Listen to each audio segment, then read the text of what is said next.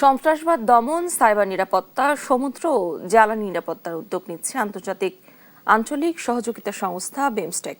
সোমবার সকালে রাজধানীর Bangladesh institute of international and strategic studies আয়োজিত বিমস্টেক এর ৩ দশক যৌথ সমৃদ্ধির লক্ষ্যে আঞ্চলিক সহযোগিতা বৃদ্ধি শীর্ষক সেমিনারে সংস্থা মহাসচিব ইন্দ্রমণি পাণ্ডে এসব বলেন।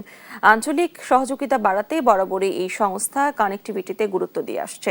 সাম্প্রতিক সময়ে সদস্য দেশগুলোর মানব সম্পদ উন্নয়নে একটি গুরুত্বপূর্ণ পদক্ষেপ নেবার কথাও বলেন তিনি।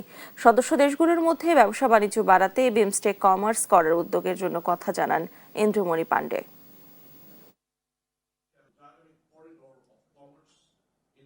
A small group of countries can do business together, can take decisions, can find convergences, and also can delineate acceptable solutions to address their unique challenges.